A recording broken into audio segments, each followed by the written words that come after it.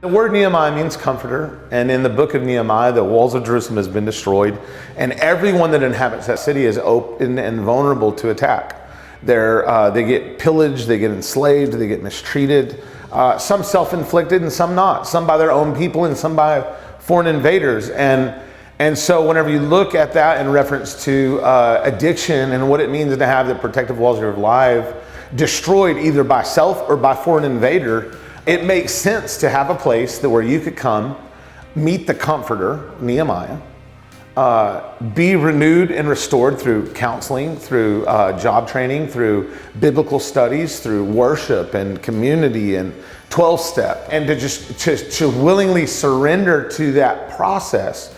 The process began in the first part of Nehemiah and it was finished in the end. And that's what we want to do. We want to have a process in place where they can come in broken, torn down, vulnerable, and willing to change, and have a team surround them to supply every one of their needs so that they can do the heavy lifting. They can rebuild the wall. A sword in one hand, a hammer in the next, so that they can then go and have a functional role as leaders within their family, within their community, and within their city.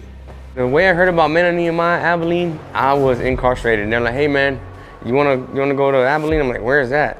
They're like, it's about 6-7 hours from here. I'm like, oh my goodness, I gotta let all this stuff go. The women, the money, the drugs. I didn't want, at that time I thought that's what I wanted. And I thought about it deep, that's not what I wanted. And I was like, man, let me give it a shot.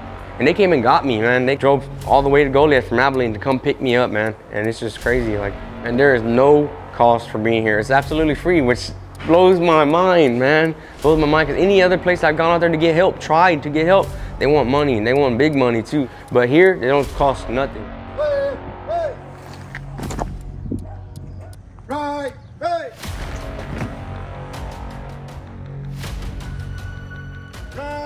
The military component is it's about submission to authority. It's about how does a very small group manage a very large group? Well, we get them to submit to a process that's been in place for thousands of years.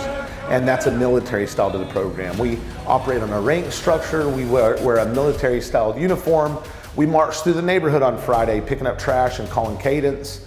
We do drill and PT. We want to focus on not only the mind, but also the body. We want to get these guys a little healthier. We want to feed them right. And we want to get them to choose to submit to authority. And that's the keys for addiction, is to be able to submit to authority, because we are a rebellious people.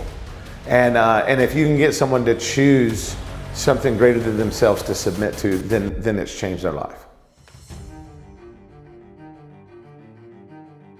Our day starts about 4:45, and then about 5:15 we're out on the streets. So I'm lined up, ready to go to the formation. It's a real early day, but it prepares us to be on time to things that are scheduled. And what I've learned from the marching is just how to follow instructions, exact instructions. You not think about it. You know, when he says left, we go left.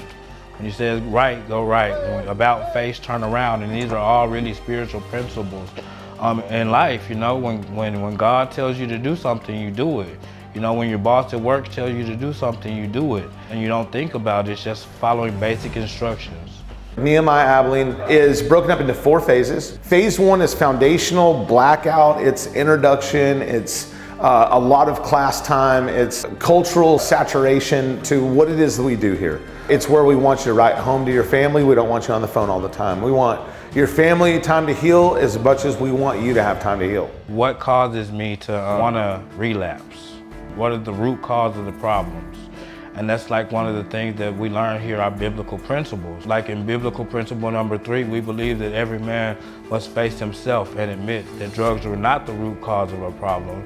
We must seek to find that root cause. And so here in Nehemiah, we're constantly seeking to find out what it is, because it really wasn't drugs, it was something else. We have men around us, men of God around us all day long that are constantly pouring into us, that are constantly teaching us things.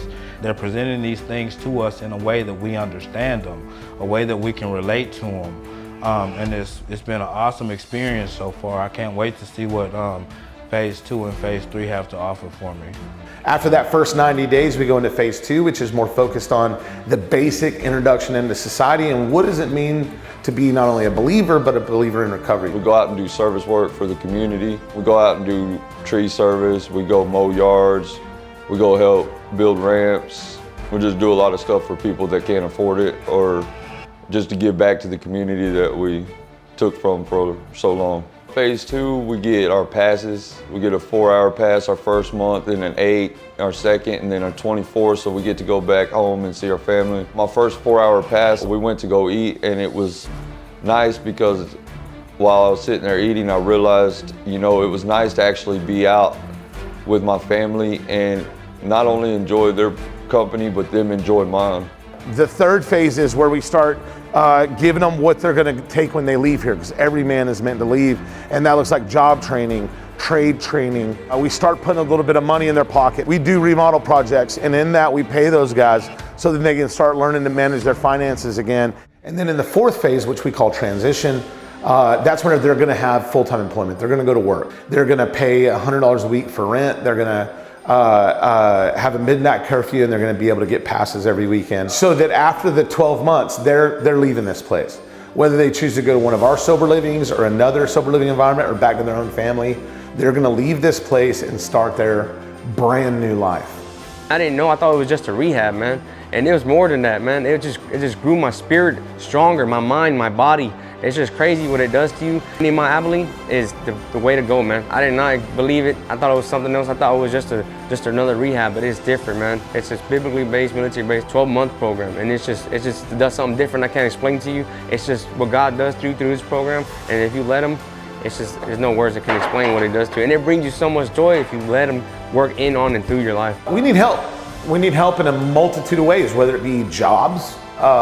We need partners. We need kingdom-minded partners that'll employ second chance employees.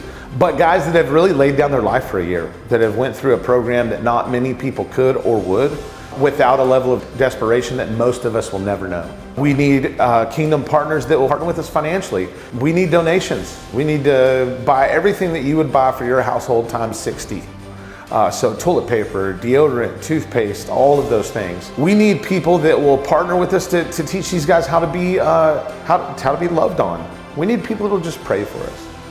And it's going to take a little bit of all of that to make this thing work. If we, as a community and as a people, want to see the things around us restored, we need people to get involved with that restoration process, whether it be financially, employing guys, serving these men, loving on them, praying for them.